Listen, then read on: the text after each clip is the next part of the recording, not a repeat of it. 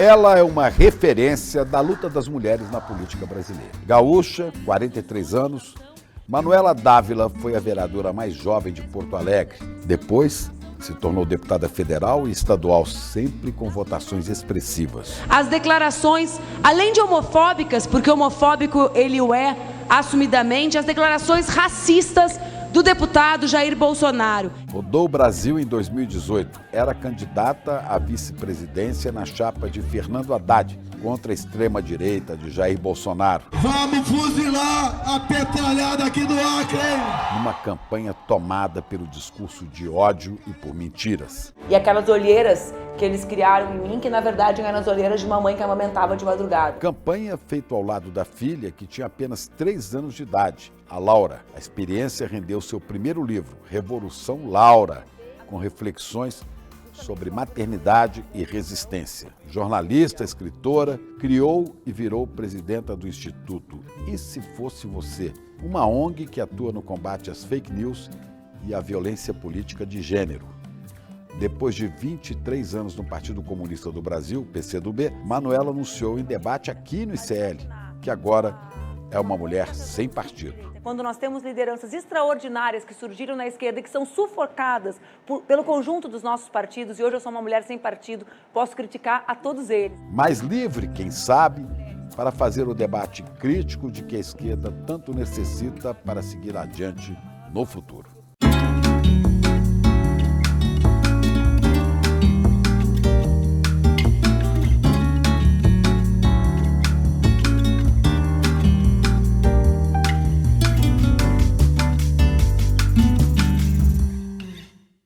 Salve, comunidade ICL, querida deputada, ex-deputada Manuela Dávila, Manu, minha colega de profissão, jornalista também, né?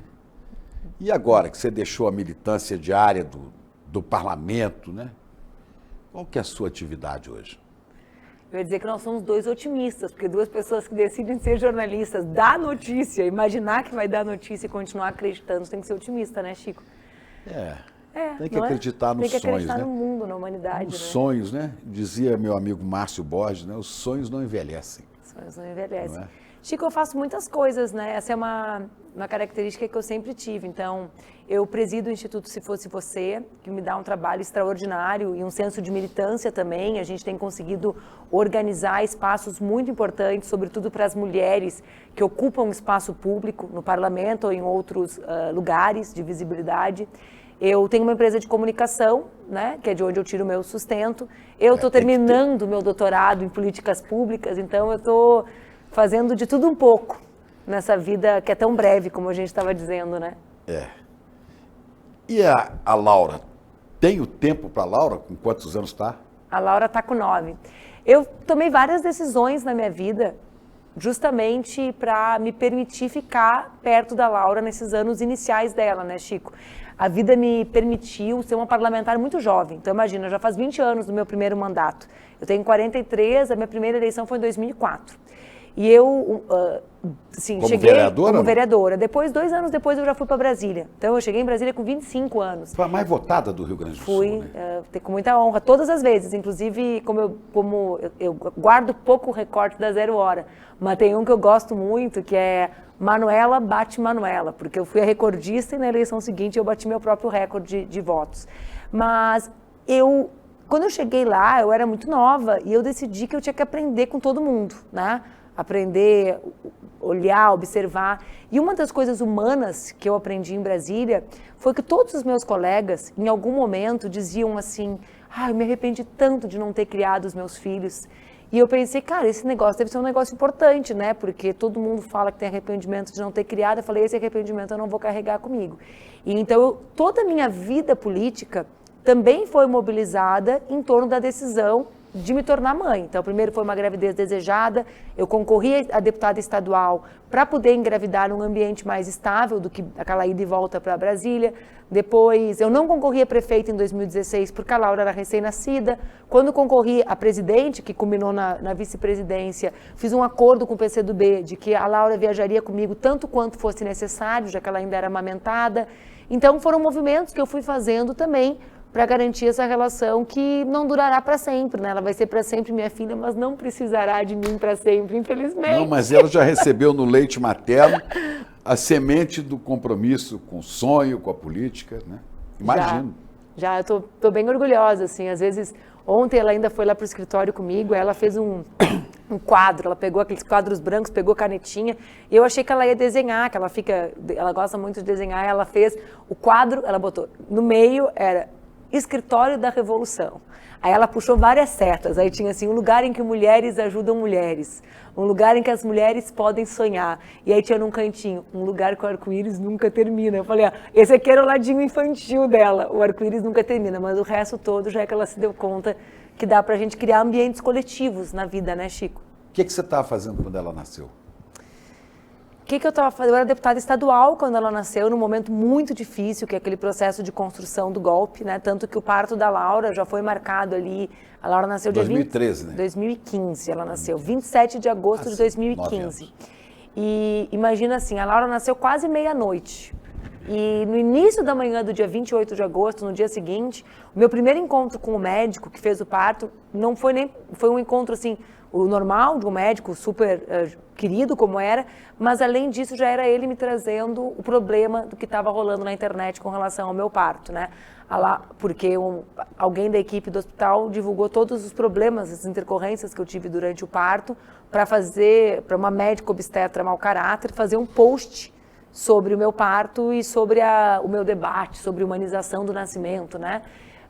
A Laura, muito pequena, recém-nascida, foi vítima de violência física por causa das fake news que o MBL distribuía sobre um enxoval que eu teria feito em Miami, né? O que eu poderia ter feito, mas eu nem fiz enxoval, eu nem conheço Miami. Mas você ia a Miami todo mês, né? Eu nem conheço Miami. Quer, e agora eu penso, poxa, eu nunca tive interesse, até acho que era justo que eu conhecesse, que eles me pagassem uma viagem para lá, com os danos moral que me pagam de vez em quando, mas não tenho muita vontade. Aí você levou Laura para o plenário da Assembleia Legislativa? É, porque a Laura, pouca gente entende isso, né?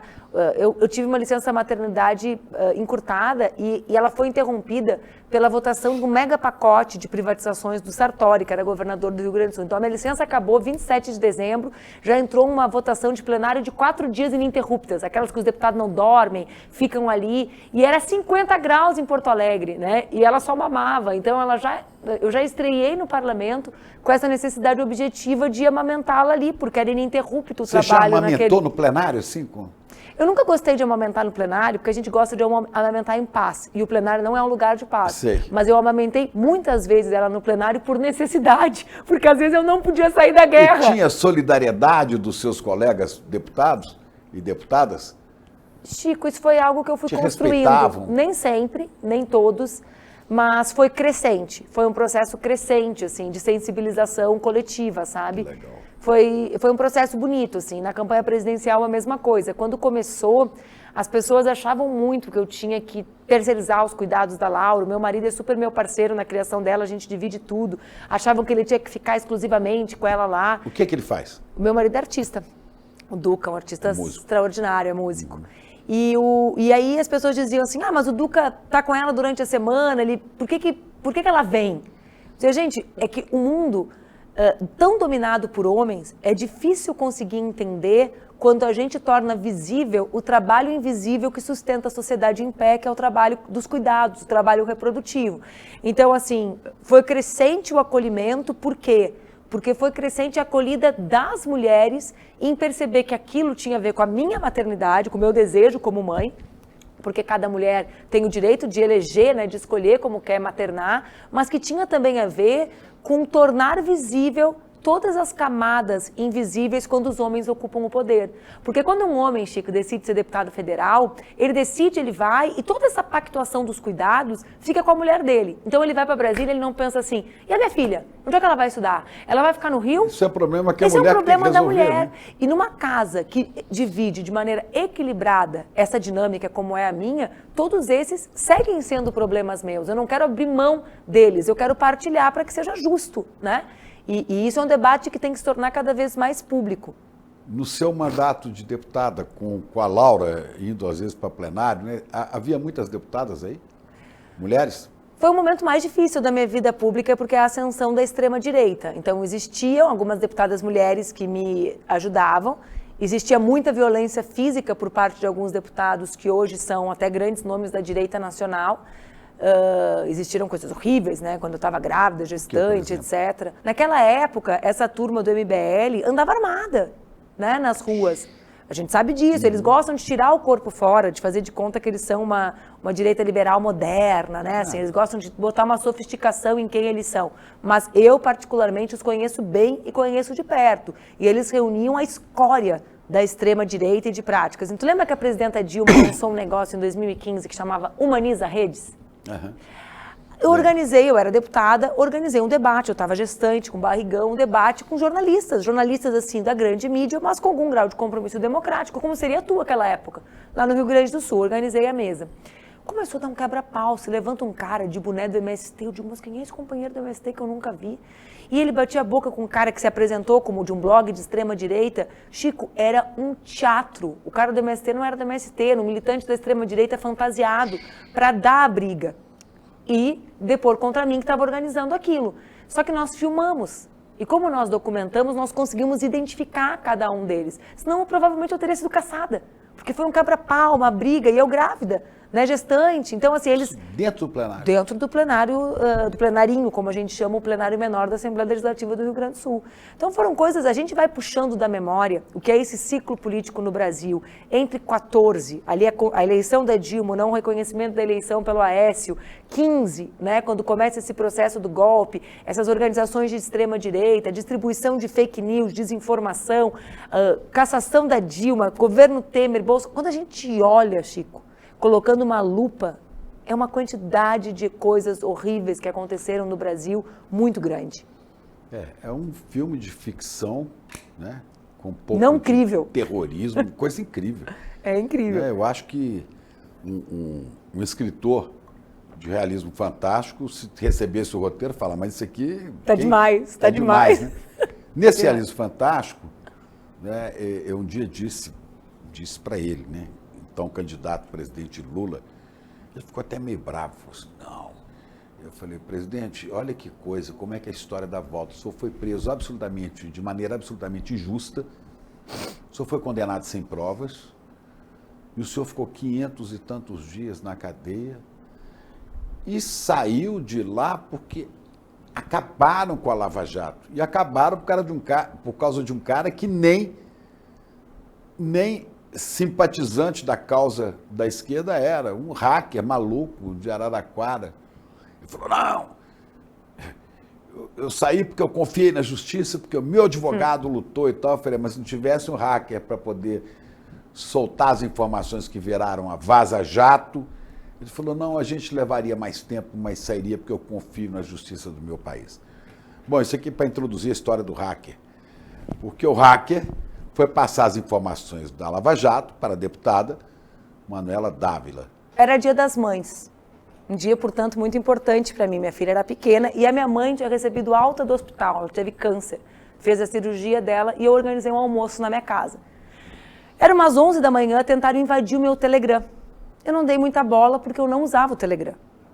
Eu sempre usei... Só tinha uma conta ali, mas não usava. Tinha uma conta, mas não usava frequentemente. Usava para passar foto, coisas... Quem usa a internet sabe, a gente usa o Telegram para passar material em alta velocidade e qualidade. Né? Ele é mais rápido para isso. O WhatsApp reduzia a qualidade das fotos. Ok. Nisso, eu recebo uma mensagem. Isso os convidados chegando na minha casa. Tá entendendo? Meus irmãos, Telegram. Mãe, recebo uma mensagem. Oi, aqui é o Cid Gomes. Eu preciso falar contigo. Pensei, pô, domingo, Dia das Mães, para o Cid Gomes precisar falar comigo é uma coisa urgente, não tenho intimidade com ele.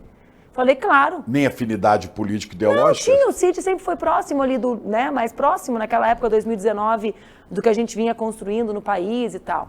É 19 que a gente está. Aí... Ele era governador? Ele era senador. Uhum.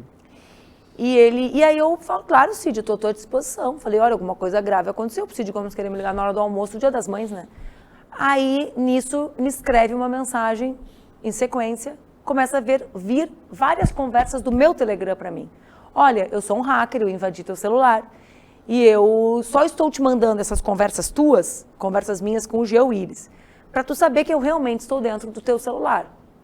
Mas eu tenho documentos, documentos que podem mudar, e aí eu vi que ele tinha coisas desencontradas, assim, que podem fazer com que o Brasil declare estado de sítio. Estado de sítio não é alguém que alguma coisa, pessoa de esquerda deseja, né? Porque eu tenho todas as conversas da Lava Jato. Aí eu, opa, e eu quero passar para ti. Aí ele falava umas coisas, lute como uma garota, porque eu tinha sido candidata a vice-presidente. Aí o que aconteceu? Aí eu falei pro Duca, pro meu marido, falei, Duca, tem uma questão acontecendo aqui, no meio do almoço, né, eu ali no canto. De fato, ele invadiu meu celular. Ele, de fato, invadiu meu celular. E ele tá me mandando uns documentos, ele começou a me mandar fotos, né, de conversas com logomarca do Poder Judiciário e tal, foi tá acontecendo um negócio. E o Duca falou, mas óbvio que tu tem que dar sequência a isso, pode mudar a realidade que a gente tá vivendo, nossa família ameaçada, né. Eu falei, olha, é óbvio que você tem que falar. Você não desconfiou que era uma maluquice? Então, escuta, só que o Duca disse, só que eu vou falar um negócio. Eu acho que você tem que falar com teu ex-namorado, não comigo. Acho que tu tem que ligar pro Zé Eduardo. Aí eu liguei pro Zé Eduardo. Que era ministro da Justiça. Tinha sido. Tinha sido. Falei, Zé, tá acontecendo isso. O Zé disse, olha, ou é um maluco, ou vão te prender. Só tem essas duas opções. Aí eu falei, cara, pode ser um hacker. Tem uma terceira opção. Vamos fazer um pacto entre nós. Eu vou falar só por escrito. Tenho prova de tudo, e tu consulta um criminalista, porque eu sou jornalista, eu tenho direito a resguardar minha fonte, mas é evidente que no jogo da política eu não ia ser vista como uma jornalista resguardando fonte, ainda mais com Bolsonaro, presidente, Moro, ministro, né, Chico? Aí ele consultou, não falou que era eu, consultou, e eu fiquei conversando com essa pessoa, e a pessoa me mandando documento, eu disse, olha, eu preciso te fazer um apelo, eu sou jornalista, tu está correto, eu sou uma pessoa de confiança, mas eu preciso que tu passe isso para um jornalista, em exercício. Você não falou, eu preciso saber de onde você tirou isso, se isso é verdadeiro. É porque ele ia me falando, entendeu? Ah, eu invadi, nananã. E aí eu falei, olha, eu quero que tu passe para algum jornalista. Jornalista não. Jornalista eu não vou falar, porque não são pessoas de confiança, são todos mau caráter, estão tudo envolvido com esse esquema da Lava Jato também, eu tenho provas. Porque, claro, ele pegava os jornalistas, como a gente diz lá no Sul, de arreganho com o Moro no WhatsApp. Entendeu? No Telegram, aquelas conversas de tá com a capa preta jogando xadrez. Lembra desses papinhos que tinha com o Sérgio Moro? Aí o que acontece? Eu falo, olha, tem uma outra opção. Essa opção é um jornalista premiado, ganhou o Pulitzer. Aí eu comecei a falar do Glenn. Ele cuidou do caso Snowden, porque eu também não podia ser irresponsável. Você conheceu o Glenn? Eu tinha estado uma vez só com o Glenn. Qual era a minha responsabilidade, Chico? Se fosse verdade, eu não podia passar por um jornalista sem condições técnicas de se proteger e proteger os materiais. Porque eu sabia que se aquilo fosse verdadeiro, aquela pessoa ia passar a correr risco de vida. Né? O que é uma verdade no Brasil de Bolsonaro. E comecei a falar do Glenn, do currículo dele, do caso Snowden, do Pulitzer. Aí ele tinha ali uma psicologia dele que eu saquei. Ele falou, opa, esse cara é grande e não está nas minhas conversas aqui, né? Nas conversas que eu li. Ele falou, pode ser. Aí eu liguei pro Glenn. O Glenn pediu pro Davi Miranda participar da conversa. Falei, ó, Glenn, tem essa situação, eu não conheço, eu não encontrei, eu não vi. Tá escrito aqui, eu não quero dinheiro, eu só quero justiça. O cara me explicou ali a situação dele, né? Tem tudo, toda essa conversa tá documentada em mãos da Polícia Federal, inclusive. E eu preciso que tu fale com ele, tu topa? Topo. Aí eu coloquei os dois em contato, fiquei mediando a relação. No outro dia de manhã, fui ao Rio, encontrei o Glenn, ele me falou, ó, passei a noite vendo os documentos. Você foi ao Rio por causa disso, né? Sim, atestei, vi que os documentos, acho que foi sem ser no dia seguinte imediato, que foi a segunda, acho que foi na terça de manhã que eu fui ao Rio. São documentos verdadeiros, eu tô aferindo e tal, é quente. Aí eu falei, pô, ferrou, né, então vai começar. Ele falou, então a gente vai ter que, eu falei, ó, eu não vou contar pra ninguém, vou só garantir minha segurança, minha integridade, e vocês fazem a apuração de vocês. Quando essa história começa a vir a Vaza Jato, todo mundo, Glenn, e eu tinha inclusive saído do país com a minha família por um período, né, porque ninguém sabia que eu estava envolvida, então eu estava correndo risco, sem ter a proteção da notoriedade de estar envolvida, né, Chico? Porque o jornalista que se envolve, ele está correndo risco, mas essa notoriedade também confere uma certa proteção. É mais difícil queimar um arquivo assim, né? O cara com visibilidade.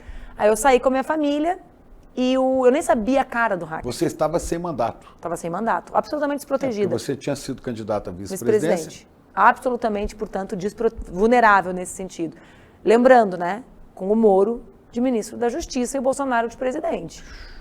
Ou seja, aí quando ele foi preso, Eu cheguei a achar que Você ele não era continuou ele. falando com o Glenn? Naquele período, muito pouco, porque eu também nunca quis. Mas você que sabia que ele estava recebendo muito material? É porque o hacker me mandava muitas mensagens, todo esse período, né? Da volume de tera, das coisas, enfim, né? O meu contencioso era desarmar a relação dele comigo. Eu queria que ele se entrasse no Glenn, porque o Glenn estava fazendo a apuração, a veracidade, junto com o Intercept, naquela ocasião, estava fazendo essa apuração. Eram muitos teras de conteúdo. Às vezes eu vejo que alguém critica assim, não vazou tal coisa. Mas é porque sequer eles tiveram acesso a todo o conteúdo que ele tinha. A justiça, ao que eu sei, tem mais conteúdo do que o Glenn chegou a ter acesso, em função do volume de conteúdo que esse cara acumulou. Você acha que alguém leu isso tudo? Eu acho que ele está lendo. Acho Até que ainda, hoje, porque né? até hoje aparecem coisas novas. Agora, tem algumas coisas que são importantes disso, sabe Chico? Por que esse processo acabou como acabou? Porque não é verdade que ele pediu dinheiro. Não é verdade que... Ele ele foi muito claro desde o início. Eu não quero dinheiro. Ele procurou naquela ocasião a mim e ao Jean, no mesmo dia. Jean Willis. E o Jean não respondeu ele imediatamente. E aí um grande amigo meu, jornalista, primeiro um grande amigo meu, publicitário, me ligou na véspera, ele já estava preso, o hacker, mas ainda não tinha dado depoimento. E eu tinha muito receio do depoimento dele. Por quê? Porque na época do Moro ministro, do Bolsonaro presidente, podia se criar qualquer coisa numa delação premiada. Claro. A verdade nunca me assustou. Punha na boca do cara Me o que ele assustava, era quisia. mentira, concorda comigo? Então eu estava muito tensa, foram os dias mais tensos da minha vida. Porque eu sabia do meu envolvimento real, né? A partir da hora que ele me demanda e eu faço a interlocução com o Glenn, mas sabia que disso podia espremer e dar qualquer coisa. Quer dizer, você jogou no meio de campo, você recebeu a bola e distribuiu a bola para quem está no ataque, deixa lá. E um ataque bem escolhido, porque ele tinha credibilidade, teve equipe, Claro. criou aquele consórcio importante. Você não quis ficar com a bola e caminhar para o gol, não? Não era meu papel. Por quê? Porque eu não conferia credibilidade jornalística, Chico. Concorda comigo? Aham. Que não adiantava, né? Eu não teria... Se sai por você, Que ficaria credibilidade maculado. E Claro. falar, isso é coisa política Óbvio, dela. eu era interessada nessas informações, digamos assim. Aí vê que coisa. Quando acontece isso, eu estava fora do país vendo o Rei Leão com a minha filha. Aí toca o meu telefone, eu não atendi, me liga urgente, um amigo meu. Aí ele falou, não sei o que tu fez. Eu não tenho a menor ideia do que tu fez. Mas um grande amigo meu, criminalista, me ligou e disse, tu é amigo da Manuela? Diz para ela contratar o melhor criminalista do Brasil, porque ela vai ser presa. Falei, cara, aí eu desandei, né? Eu com a minha filhinha ali, meu marido, meu enteado. Falei, ferrou. O que esses caras estão inventando? Tratou o Cacai. Não. Nem contratei eles. O Zé Eduardo que me ajudou em todo esse processo. Aí, no segundo dia, quando sai esse depoimento dele que me envolve, com lacunas, digamos assim, não saiu na íntegra, mas saiu algumas coisas ali do que ele dizia. Um amigo meu, jornalista, me disse assim, cara, agora ferrou, tem uma fake news imensa a teu respeito. Eu digo, peraí, não é fake news, não desmente, é verdade, eu estou produzindo uma nota, porque eu não contei realmente para ninguém, entende? E durante aquela investigação, eu decidi agir de uma maneira discreta. Então, por exemplo, eu entreguei meu celular para a Polícia Federal. As pessoas queriam que eu só politizasse. Eu falei, não, eu vou entregar. O Moro não está entregando, o Dallagnol não está entregando. Eles não dizem que as mensagens são falsas? Se as mensagens são falsas, o hacker está preso por causa de quê? Está tudo documentado. E essa conversa, por exemplo, ela ficou em mãos da Polícia Federal, ela está na mão do Supremo, e ela pode ser acessada por quem quiser, para olhar como foi toda a busca do hacker, todos os diálogos, a chegada dele no Glenn. A partir disso, né, o que foi feito, por exemplo, o trabalho do Glenn é o trabalho do Glenn. Mas eu acho que a minha parte nessa história foi uma parte importante, que fez com que eu temesse muito, assim, né, pela minha vida, pela vida da minha família. Foi a única vez, Chico, que eu efetivamente achei que eles iam me pegar, o bolsonarismo. Eu falei, agora eles vão criar o que eles querem, porque era uma história muito pronta para eles criarem um factoide, né? Foi muita sabedoria, muito desapego político seu deixar isso para que um jornalista cuidasse, né? Porque, como você disse, um outro político talvez quisesse faturar em cima, né? Mas é que foi a minha obrigação com o país, né? Eu não estava exercendo a profissão, concorda? Eu estava saindo de uma eleição presidencial. Eu não tinha condição técnica de montar, porque eu ia montar uma equipe para fazer aquilo, entende? Com a velocidade que aquilo exigia. Então eu acho que eu fiz apenas o correto. E tem uma outra coisa, Chico, que não é sobre mim, mas que agora, que eu não estou disputando eleição e tal, eu também quero falar, mas nesse caso me envolve, mas que é o apagamento das mulheres na história, tu entende?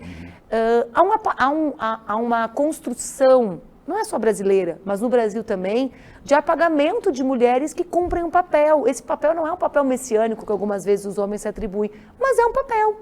Eu tive esse papel na história, não é correto tirar ele de mim. Eu não quero que ele seja exagerado, não é minha vibe, eu sou uma pessoa discreta, que vivo na minha, não quis o protagonismo naquela ocasião, mas não apaguem o que eu fiz, as decisões que eu tive capacidade de tomar. Eu tive capacidade de tomar essas decisões porque desde os meus 22 anos eu exerci mandatos parlamentares.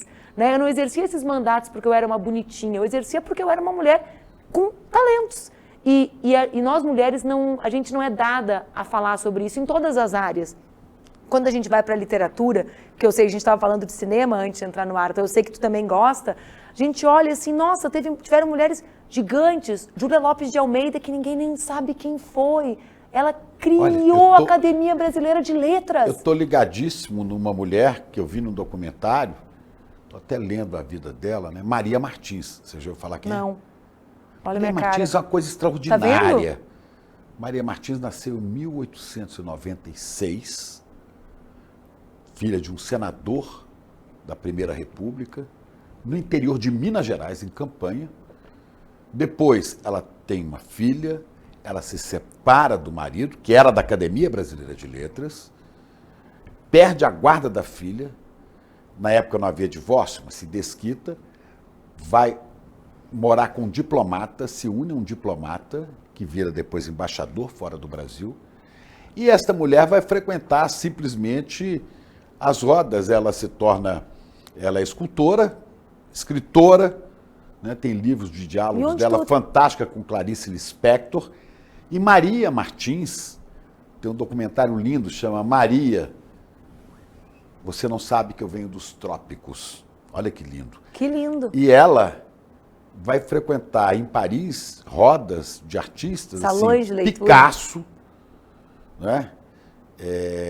Picasso, enfim, Salvador Dalí, vários grandes nomes, né?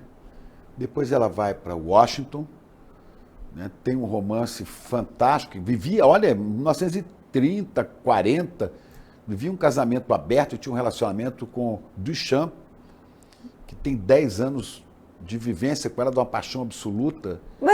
Essa mulher monta a primeira ou a segunda Bienal de Arte no Brasil. As esculturas dela estão na porta do Palácio da Alvorada, estão no MAN, no Rio de Janeiro, no MASP, em São Paulo, no Museu de Arte da Filadélfia. Eu estou falando muito porque eu fico indignado quando eu vejo a história de Maria Martins e falo assim, meu Deus, a gente não sabe, né? Eu nunca tinha ouvido falar sobre ela, não é? Né, se relacionava com... Eu considero ela maior do que Frida Kahlo, com que ela se relacionava, né? Mas é isso, a Júlia Lopes de Almeida... Maria Martins, ninguém sabe quem é. Ela é do tamanho do Portinari, sabe? Claro, mas pega o caso da Júlia. A Júlia desenhou a Academia Brasileira, fez o desenho de como ela seria. Ela foi vetada pelo Machado de Assis.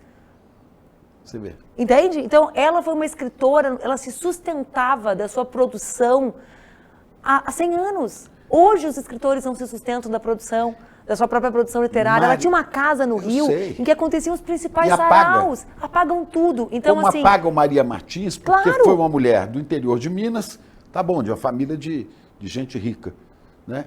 Mas que se desquitou. Claro. Né? Há uma história que eu não consegui confirmar, que ela, antes dessa união com um diplomata, ela teria tido um caso com Benito Mussolini, quando Mussolini era um cara de esquerda. Quando ele não era tão mal. Não, quando ele ainda era, não sei se é verdade, mas ela foi a única mulher brasileira que foi visitar a China e fazer uma entrevista, escrever um livro sobre a China, com Mao Tse Tung. É uma coisa assim, inacreditável. E um apagamento completo. E que ela está apagada até hoje. Maria Martins, eu falo em homenagem a você. Mas é isso, então... queria que vocês pesquisassem. Eu vou pesquisar. Então, assim, essa... Você não sabe que eu venho dos trópicos. Eu vou buscar ver agora. Como Angela Davis, quando veio ao Brasil, falou, eu não sei o que vocês tanto buscam em mim. Grande parte do que eu produzi foi ouvindo Lélia Gonzalez. Então, assim, nós temos como característica o apagamento das mulheres, sobretudo, evidente, das mulheres negras, né? Na literatura, nas artes, na política. Então, Chico, depois, digamos assim, que eu deixei de ser parlamentar, né? Que passei a ocupar um outro lugar, acho que um lugar que fica mais evidente que eu não tenho nenhuma razão para querer louros, não faz parte das características, mas eu também não vou mais permitir que apaguem aquilo que eu ajudei a construir ou que outras tantas mulheres ajudaram a construir, porque quando a gente achata o processo histórico, esse achatamento não apaga todo mundo.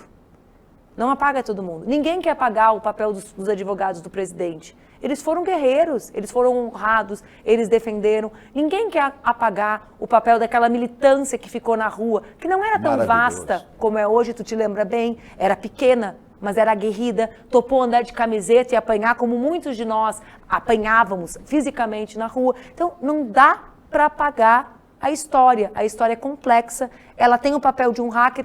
Todo mundo gostaria que fosse um herói de esquerda, um Marighella. Todo mundo gostaria, mas a vida não é o que a gente gostaria, né?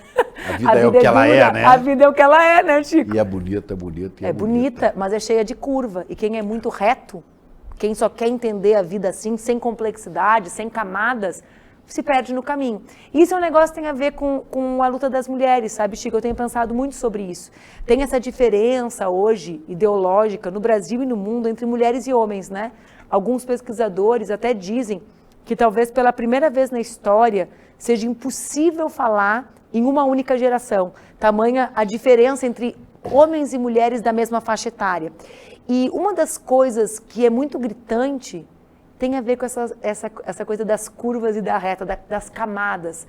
As mulheres, a formação múltipla, a disposição, a necessidade de provar que tem condições intelectuais, faz com que as mulheres e as meninas adquiram muitas camadas. É preciso estudar, não adianta só ser uma juíza, não adianta só ser uma médica, é preciso provar que eu sou tão boa quanto meu colega. Isso faz com que eu entenda de mais coisas, sem contar os atributos que pela socialização nós recebemos, né? O gostar, o cuidar, a socialização machista faz isso.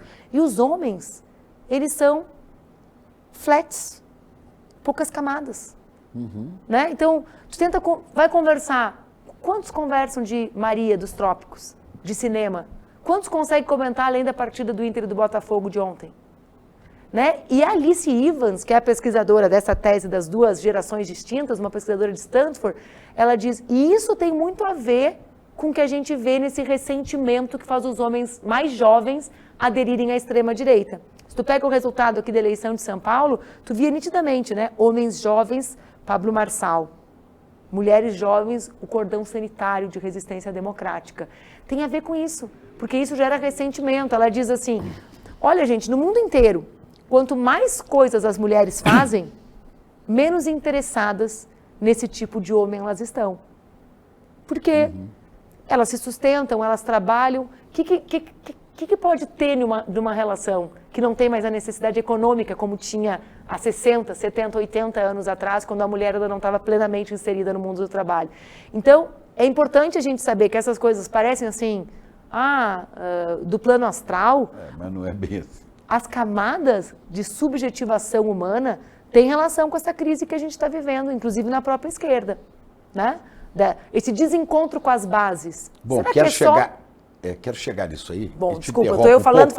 Não, mas tá eu te interrompo um pouco, eu reclamo às vezes que eu interrompo muito, é porque eu não quero perder algumas informações pode que me você interromper à vontade, que tu é o Chico Pinheiro, né? Até que bom você nisso. pode trazer interessantes para nós. Primeiro, só para encerrar esse caso do hacker, você teve que depor muitas vezes na Polícia Federal, alguma coisa assim, não? Eu tive, primeiro, né, eu estava na Europa e tinha um plano de eu ir para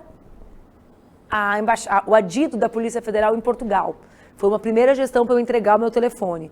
Aí não foi necessário, eu vim para o Brasil e fiquei na PF, acho que umas 10 horas, baixando o conteúdo do meu celular com eles e dando depoimento.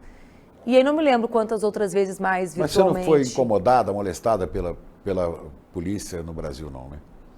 Nessa ocasião? Nessa ocasião, eles tiveram uma conduta muito reta. Muito reta. Depois, em outras fui, em várias outras, né? Eu cheguei para depor em outros casos na Polícia Federal. Tem uma vez que eu Não, fui... estou falando no caso do hacker. No hacker, não. Eles tiveram uma conduta muito reta. E o outro caso que você tem? Eu ia dizer, teve vez que eu fui na PF, teve uma vez que eu fui, cheguei lá, o agente da PF estava com uma camiseta menos Marx, mais Misses, com a arma aqui. Falei, tá uma maravilha esse país, pessoal. É? O cara entra pra depor, tá o cara armado com isso aí de indireto. Duro, né, Chico? E como é que começa essa história, Manu? Quando você se entendeu como alguém interessado em política, como uma militante? Né? Desde pequena? Desde pequena, sabe, influência Chico? da família, dos pais? A minha família tem uma grande qualidade nesse processo todo. Eu nunca ouvi que aquilo era natural. Sabe? Eu nunca ouvi que a desigualdade, que as coisas que me incomodavam como criança faziam parte. Te incomodava como criança? Como? Muito, assim. Eu morava numa pequena cidade do Rio Grande do Sul que chama-se Pedro Osório. E pra mim, assim, tem essa cidade, é ali terceira, quarta série, exatamente a idade que a minha filha está agora. E eu me lembro claramente, assim, de 2 ou 3 episódios que aconteceram nessa cidade que mudaram tudo, absolutamente tudo sobre quem eu sou. Nessa cidade tinha um único menino de rua, anos 80, né? Esse menino de rua era um dos poucos negros retintos da cidade. E eu não conseguia entender, ele tinha a minha idade, ele era o menino que eu brincava. E no interior, ali perto da fronteira, tem um hábito que as casas têm 2 portas. A primeira porta é quando tu pode bater, quando tu fecha a segunda é porque fechou o expediente, todo mundo está dormindo. E eu lembro que eu tinha crises de choro com a minha mãe porque a porta fechava e o Fábio ficava do lado de fora. Né? E eu não conseguia compreender como é que ele não tinha uma casa para ir. E a minha mãe nunca me disse que aquilo era normal, nunca. Até tem uma coisa muito linda dessa história, porque eu comecei a contar, antes eu não contava, mas depois eu comecei a contar essa história. E recentemente, eu estava em Pelotas um dia, saindo do Café Aquários, que é um café tradicional ali, e veio um moço, assim, na minha direção, um senhor, assim, tipo, um pouco mais velho que eu, assim, deve ter uns 60, e falou, oi, tudo bem? Eu sou de Pedro Osório. Aí eu falei, tudo bem. Ele falou, eu queria te dizer um negócio, eu adotei o Fábio. Olha que legal. E eu nunca soube. A história, pra mim, ela acabava naquela porta fechada, a vida inteira, né? Você reviu o Fábio? Não, depois? eu tenho um sonho, inclusive, claro, talvez ele não tenha, mas é que pra mim ele foi importante. A história dele era dura, mas ela mudou quem eu sou. Nessa mesma escola, nessa mesma cidade, na escola eu tive um professor, o professor Valdon, professor de história, um homem negro. E ele me disse um negócio na aula, era aquela época, a gente está ali no final dos anos 80, início dos anos 90, 500 anos do descobrimento do Brasil. Lembra aquela onda, Globo, relógio, lembra aquelas coisas tudo? Mundo. Tá. Da descoberta da América, descoberta da América. Aí ele falou assim, que papo é esse de descoberta? Não teve descoberta, os indígenas estavam aqui. O tempo foi invasão. Aí, Chico, eu era uma criança, eu surtei. Eu pensei assim, caraca, tá todo mundo me mentindo. Eu entrei numa coisa assim, que gente mentirosa, é óbvio, tinha gente aqui. E ele usou uma alegoria meio infantil. Pensei que seu professor fosse o Peninha, que o Peninha gosta de seu conterrâneo. Assim. Exatamente. Aí ele falava assim, gente imagina, canalha. O Peninha, ele é amigo da minha família, ele é, né, chega lá. Aí ele deu uma de Peninha na aula, uma boa comparação. Aí ele falou assim, imaginem, que descoberta, por acaso chegaram aqui e destaparam com lençol? Aí eu fiquei perturbada, assim, eu tinha uns 10 anos, acho que eu estava na 4ª série. Olha só. E aquilo ali, eu falei, cara, eu tenho que desconfiar do que as pessoas me dizem. As coisas não são o que elas parecem ser. Nessa mesma escola, uma freira me disse que eu não era filha de Deus porque eu não era batizada. Eu só me batizei quando eu quis me batizar. A minha mãe não batizou, eu e meu irmão pequenos. E eu falei pra minha mãe, mãe... E minha mãe achava até que eu ia ser freira, porque eu era super católica, eu ia sozinha na missa, ela nunca foi, eu ia sozinha com meu avô. Aí eu falei, mãe, eu tô com uma coisa horrível, eu não sou filha de Deus. E a minha mãe me falou assim, que isso? Mas tu acha que Deus ia esquecer de todo o continente africano, de toda a Índia? Eu falei, cara, minha mãe tá certa. Só que, no outro dia eu cheguei para a irmã Cláudia. E falou isso com ela, né? Falei, pior, traduzi. A minha mãe é calma, traduzi na versão Manuela fala da minha mãe e falei, o seu Deus é diferente do meu, irmã, porque o seu Deus esqueceu da África e da Índia. E dos povos originários do Brasil, os indígenas. Que foi o que a minha mãe me disse naquela época. Então foram coisas que foram fazendo eu perceber que as coisas não eram o que tentavam fazer majoritariamente. Depois, Aí Chico, você resolveu virar jornalista para tentar pra mudar, achar a versão claro. verdadeira. Exatamente, Chico! Tu também fez jornalismo por isso? Não. Um pouco, é. Eu pensei assim, mais cara, ou menos qual é a minha missão? Contar a história verdadeira para as pessoas. Se eu contar, vai acontecer com as pessoas o que aconteceu comigo. Esse foi o meu erro. Né? Achar, uma parte acontece, uma parte grande, lamentavelmente... Mas aqui no ICL a gente faz isso. Aqui vocês fazem isso, essa é a parte bonita. Aqui a gente conta a história que as pessoas não aprenderam. E aí fazem elas entenderem mais profundamente a dimensão do que a gente vive. E aí, Chico, eu decidi que eu ia ser jornalista por isso. Eu falei, eu vou contar a história para as pessoas, a história verdadeira, a história do descobrimento falso do Brasil, né? Que não foi descoberta. Vou contar essas histórias, que Deus não é esse ativo que a irmã me disse que era, né? Que ele é generoso, não é hostil com quem não se submete ao primeiro sacramento. Então, eu fiquei grandona, que nem diz hoje, sabe? Fiquei e falei, opa, mas era criança, da idade da minha filha. Aí eu fui traduzindo isso. Isso aí eu tinha 10, com 16, então, quando eu entro na faculdade de jornalismo, eu fiz jornalismo e ciências sociais. Aí eu me organizo politicamente na UJS primeiro, e depois no PCdoB, que foi sempre meu único partido. Socialista. E por que no PCdoB? Por várias razões bem politizadas, assim. Primeiro porque o PCdoB, no final dos anos 90, era o único partido do Brasil que trabalhava com a ideia de nação. A esquerda ainda tinha ali aqueles debates da queda do Muro de Berlim, que confundia o internacionalismo socialista com a necessidade do projeto nacional. E era ali o auge do neoliberalismo, né, Chico? Eu dizia, opa, mas esse negócio de país é importante, porque eles chegam quebrando o país, a nação. Então o PCdoB foi quem fez eu me apaixonar pelo Brasil. Né? E naquela época era piegas isso. Falar isso na esquerda, eu lembro que eu me formei em 2002 e abri uma bandeira do Brasil, o pessoal de esquerda falava assim, essa pessoa é meio esquisita, né? O Lula foi muito responsável no primeiro governo seu por devolver essa ideia de que a brasilidade era algo importante para a gente crescer enquanto nação e poder se desenvolver. Mas antes, faz tanto tempo que parece que sempre existiu, mas não era assim. Deve ser muito difícil você assumir o nome comunista dentro desse país... E sendo mulher comunista. E no Rio Grande do Sul... Isso que eu ia dizer, no auge do petismo. Louco. Imagina, o Olívio Dutra era governador. Por que alguém não queria ser do PT? Então, essa foi a minha primeira questão. E a segunda questão é porque eu era estudante, o PCdoB dirigia a Uni, e o PT, naquela época... Silva, né? Nessa época... A Uni era Orlando Silva. Não, sim, acho que o Orlando já tinha saído. Acho que nessa época era o Capelli o presidente da Uni.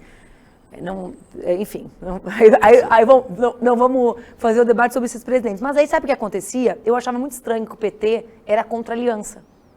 Pensava que tem a ver com a frente ampla. Até hoje, olha só, eles falavam assim, eu pensava, mas se todo mundo é contra o Fernando Henrique, por que nem todo mundo que é contra o Fernando Henrique pode estar junto? E tinha um problema prático, eu estudava na Federal e na PUC. E o PT era contra o Creduc, que veio a ser o FIES, né, o crédito estudantil. Eu pensava, mas todos meus amigos trabalhadores usam Creduc. Tudo bem que a gente defende a universidade pública, mas a gente não pode ser contra uma ferramenta que ajuda. Depois, na juventude, uma parte grande da juventude do PT foi contra o ProUni, lá atrás. Né? Então, foram escolhas muito racionais minhas, de olhar e de escolher. E você, estudante de jornalismo e ativista do movimento estudantil, se filiou ao PCdoB? Me filiei ao PCdoB. E foi minha única filiação partidária a vida inteira. E aí foi candidata, e a mais votada? Aí eu fui dirigente estudantil, fui da Uni, e em 2004, então eu fui candidata a vereadora numa discussão nossa para apresentar uma plataforma de juventude para a cidade, né? Porque era uma época que também não tinha muito candidato jovem no Brasil. Mas ninguém achava que eu ia me eleger, né, Chico? A minha mãe disse que ela rezava de noite para eu fazer 150 votos, para eu não me decepcionar com os amigos. E eu fiz 9.498 votos, já fui a mulher mais votada da cidade naquela eleição. E muito como bonito. Deputada, você chegou a ter quantos votos? Cheguei a ter 490 mil votos, que é 8% dos votos do Rio Grande do Sul. A maior votação do Estado, né? Da história. E o que aconteceu com o Rio Grande do Sul, que é varrido por uma onda de extrema-direita? Rio Grande do Sul, Santa Catarina, Paraná. Chico, o Rio Grande do Sul... Onde é que foram as lideranças da esquerda? A gente gosta de olhar para o lado bom de tudo, né? Claro. É mais cômodo. Mas assim, o Rio Grande do Sul também sempre foi marcado por essas contradições. Vê bem, todos os presidentes militares do Brasil tiveram algo em comum. Sabe o quê? Poderia me dizer, foram alunos do Goberi, mas não apenas. Todos estudaram no Colégio Militar de Porto Alegre. Todos. Então, todos como? Todos. Tu Desde o começo? Nisso? Desde o começo. O Deodoro Floriano também, que nasceu em Alagoas? Eu me refiro a todos do ciclo da ditadura militar. todos os presidentes do ciclo da ditadura militar, da ditadura civil-militar. Figueiredo também, todos. que é do Então, Rio de Janeiro. Percebe o seguinte, Porto Alegre sempre teve o Rio Grande do Sul, né, a sua história, o positivismo, a forma como as suas instituições foram sendo construídas, sempre teve como característica ser forjador ideológico das correntes do pensamento nacional. Foi assim com Vargas. Né? Não, e sempre o antagonismo, né? Chimangos e maragatos. Né? Vê bem, isso é um fato. Na história recente, a gente vai minimizando, nessa coisa de tentar achatar a história, a gente perde detalhes que são ricos, Chico. No Rio Grande do Sul se organizava o chamado Fórum da Liberdade, lembra disso? Começou com essa aparência de direita decente, ia lá Fernando Henrique, eu acho que até o Bill Clinton foi uma vez, se não foi virtual. Nossa, eu lembro de um protesto tão vergonhoso, eu e mais 2 que a gente organizou contra o Fernando Henrique, na PUC, era Exterminador de Futuro, que a gente chamava ele, né, que fazia aquele Robocop. Mas enfim, o que aconteceu? Esse Fórum da Liberdade começou com o Fernando Henrique e terminou com o Olavo de Carvalho. Fez a transição dessa direita razoavelmente comprometida com a democracia para essa direita absolutamente autoritária. O que surge ali, Chico? Brasil Paralelo. Então, o Rio Grande do Sul vem gestando que é isso. O contrário do seu sonho de jornalista de recontar a história do Brasil. Porque o Brasil Paralelo faz o contrário. Ele agudiza a mentira da histórica. Exatamente. Quando a gente começa a ter novas formas de contar a história, como é o ICL, né, que fogem da mídia hegemônica, digamos assim, eles vão lá e falam, opa, não, a gente precisa reforçar uma narrativa né, que minta, narrativa mesmo. Narrativa, que deturpe a história. Basta ver os horrores aos quais eles estão submetendo Maria da Penha agora com essa revisão histórica sobre o marido que tentou matá-la, né? Agora, no Rio Grande do Sul, não tem surgido lideranças fortes de esquerda, progressistas, mulheres? Eu acho que tem. Vê, na eleição de 20, quando eu concorri a prefeita e fizemos aquela belíssima eleição, nós elegemos a primeira bancada antirracista do Estado, 5 parlamentares negros em Porto Alegre, né? Quantos tem em São Paulo proporcionalmente? O Rio Grande do Sul tem 20% de pessoas pardas e negras, embora seja crescente a autodeclaração. A gente depois elegeu deputados, a primeira deputada federal negra, a primeira deputada estadual negra. Então, acho que a gente tem lideranças novas. Eu entrei aqui falando com o deputado Matheus Gomes, que é uma liderança que conecta as nossas lutas com a questão climática, um jovem negro, talentosíssimo. Tem o pessoal do MST, né? Tem o MST, o Preto, né? Tem o próprio Edgar, o Adão, né?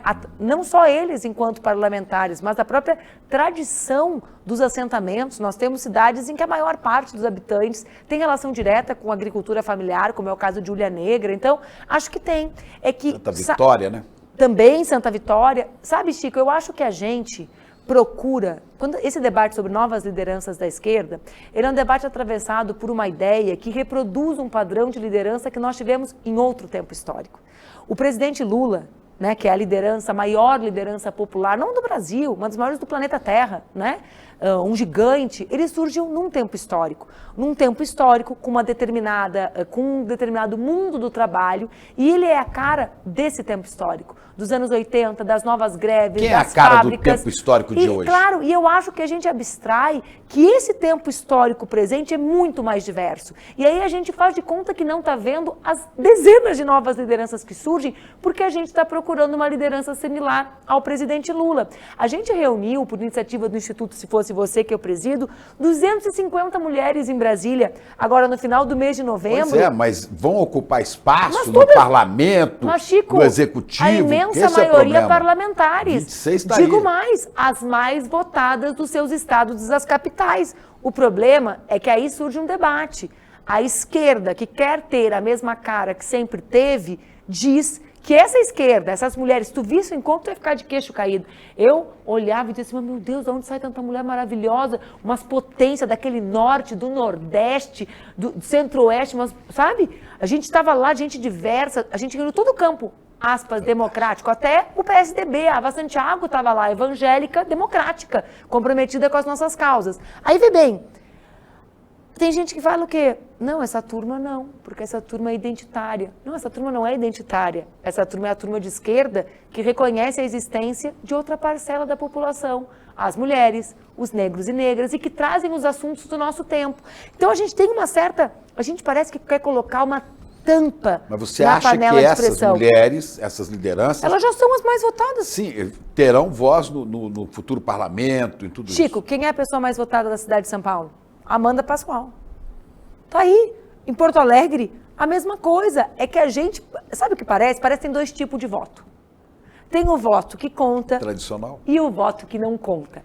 Então, quando a gente fala assim, tem que voltar para as bases, eu concordo que a gente tem que se reaproximar muito da população. Mas essa ideia de volta para as bases, ela carrega dentro, está contido Volta nela... à velha política. Em geral, a volta a um outro tempo histórico, que está contido em quem nós somos. Aqui não tem negação disso, né? Eu sou uma mulher que reconhece esse processo incrível que o Brasil vem construindo de lutas populares, conduzidos pelo PT e pelo presidente Lula, com uma parceria com outros partidos, com o campo popular, com movimentos sociais, mas a gente está em 2024, Chico. A gente está em 2024 num mundo complexo. Como que alguém pode me dizer que uma liderança que emerge das enchentes do Rio Grande do Sul não está conectada com a base? Não está conectada com o que achavam que teria que ser a base, entende? Então, vê bem, tem que se reconectar com a população, mas tem que entender que, como diria o Milton Nascimento, a história é um trem alegre. É um carro alegre cheio de gente. De um povo contente, não é? que atropela indiferente todo aquele que não é uma das frases mais lindas que tem. Chico e Milton, Chico, né? Canção cantando. Pela Unidade da América Latina. Latino-americana, exatamente. Né? Agora, por que eu tenho você... ouvido muito essa música, porque ela, muito bom, essas né? 2 frases eu fico voltando e repetindo para ouvir muitas vezes, que ela é muito linda, né? Pois é, agora você que teve a votação que teve, que tem a expressão que tem na vida política, institucional, por que você deixou a luta por mandatos, por vivência dentro de partido, por espaço na política institucional? Primeiro assim, Chico, eu não deixei, né? Eu deixei de concorrer 2 eleições, mas eu concorri... Pode voltar. Chico, eu tenho 43, eu concorri Criança. 8 eleições. Mas você pode concorrer de Quantas novo. pessoas de 43 tu conhece que concorreram 8 eleições? Eu não sei, eu nunca concorri. É uma loucura, tu entende? O Boulos tem a minha idade, ele concorreu a presidente, depois concorreu, ele está na 4ª agora, entende? Então, assim, eu concorri 2 segundos turnos contra o bolsonarismo. Essa minimização da realidade concreta também faz com que as pessoas não entendam exatamente o que eu vivi. Mas eu estou perguntando se você deixou esse campo de batalha, esse lugar. Nunca considerei que eu tinha deixado. Eu não concorri em 22 por razões óbvias. Chico, eu vim de 2 segundos turnos contra o bolsonarismo. Okay. Né? Em 24, a realidade concreta das forças políticas do meu estado escolheram a Maria do Rosário como candidata, a prefeita, e está tudo bem. Poderia ser você. Nunca disse que não concorrerei mais, em nenhum momento. Mas tampouco sou daquelas que me julgo imprescindível.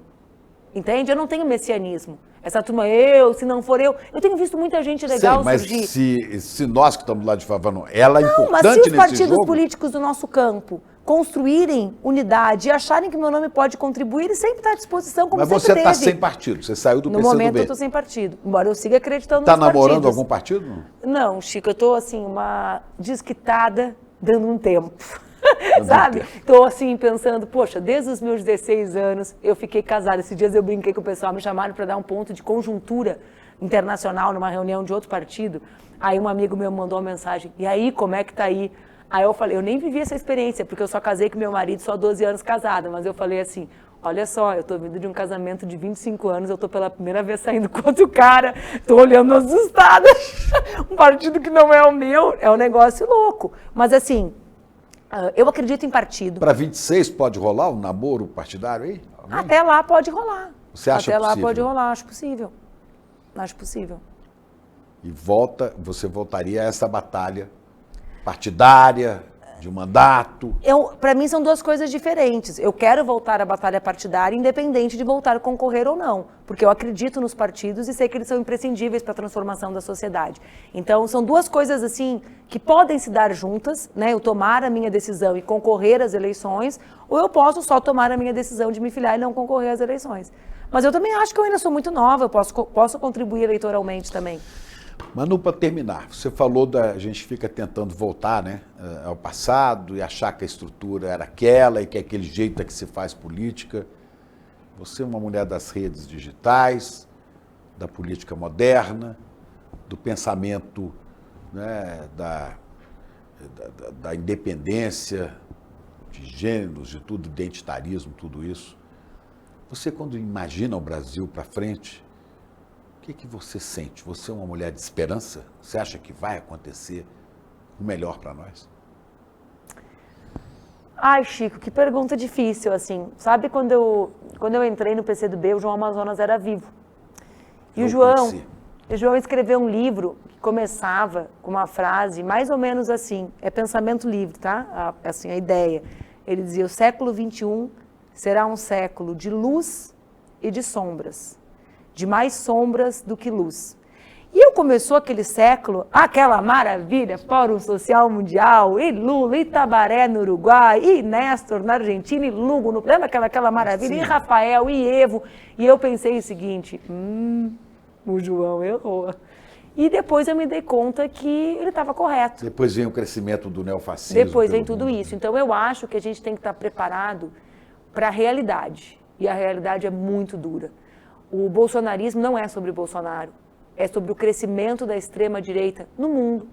O mundo é atravessado por crises que se conectam, se reforçam mutuamente, que são muito severas. O que a gente viveu no Rio Grande do Sul não é pouca coisa, a crise climática, a crise de imigrantes, a crise econômica, a diminuição da dignidade da classe trabalhadora, que vive cada vez com mais precariedade material. Então, assim, é um mundo que atravessa muitas crises em que os seres humanos, a vida, né, a existência humana é atravessada fortemente por todas essas consequências dessas crises. Então, olhando pragmaticamente para a realidade concreta, como diria o camarada Lenin, é uma realidade muito desafiadora. Agora, eu vivo no Brasil, e se o Brasil tem uma lição, o povo brasileiro, para todas nós, é que a gente olha a dificuldade e dá a volta por cima. Eu estou morando no centro de Porto Alegre, aí eu saí do escritório, passei no mercado público, subi na Rua da Praia, e quando eu estava subindo, assim,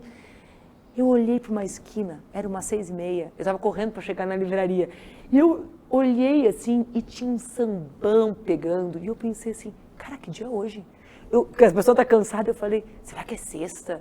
Aí eu falei, não é, que dia é hoje? Hoje é quarta. E eu pensei, cara, essa galera tá saindo da portaria do prédio, tá saindo do ônibus e tá aqui celebrando a existência. Eu só posso olhar para um povo que produz essa arte, essa cultura, essa capacidade de resistir, porque manter a alegria é revolucionário. Tem gente que acha que isso é para quem é blasé é a elite que tem tudo, né? O povo luta para manter a alegria, luta para manter... Esse povo, Chico, é capaz de produzir respostas à altura de uma realidade tão desafiadora. A minha grande paixão da minha vida é o nosso país, sabe? Eu ganhei um vestido de renda nesse encontro de mulheres, lá do interior do Ceará. Eu botei pro meu marido e falei, isso aqui, o que é isso aqui? Ele falou, não tem nem onde usar. Isso aqui é um negócio pro cara casar, isso aqui é um negócio pro cara desfilar na semana de moda. Isso é uma obra de arte. Isso é uma obra de arte, isso é feito por artesão do interior do Ceará. Então, olha o que é isso. Cada detalhe, olha a música do Brasil. O que é? Como é que pode? A gente, às vezes, escuta, quem é esse cara? Escuta Paulinho da Viola. Né? É uma realeza, é um príncipe entrando nos nossos ouvidos. Então, é isso que é o Brasil. E esse país, talvez, consiga produzir respostas que iluminem não só ao seu imenso território, mas a nossa região inteira. E é isso que a gente precisa se esforçar para produzir, para estar à altura, né, de um povo como o povo brasileiro. Para repetir alguma coisa que pode ter ficado como chavão, né? Você me faz lembrar isso quando você falava de luz e sombras, de claridade e escuridão, né? É mais importante nessa hora acender uma vela do que amaldiçoar a escuridão. Exatamente. E o nosso povo são as estrelas. Brilha. Caetano dizia, né? Gente é para brilhar. Gente é para brilhar, não para morrer de fome. Obrigado. Que alegria, demais. Chico. Que bom estar aqui com vocês. Eu adoro o série. Muito bom. A nossa aula com Barry Schwartz, um dos maiores psicólogos sociais do mundo, foi absolutamente fantástica. Realmente, o ICL não decepcionou no presente de fim de ano que trouxe para sua comunidade. uma oportunidade única para todo mundo aprender sobre um dos temas mais instigantes e importantes da nossa geração e com o maior nome do mundo, com o maior expert do mundo sobre o tema. Muita gente pediu para assistir novamente a aula, porque teve tantos insights que não queria deixar aquilo passar.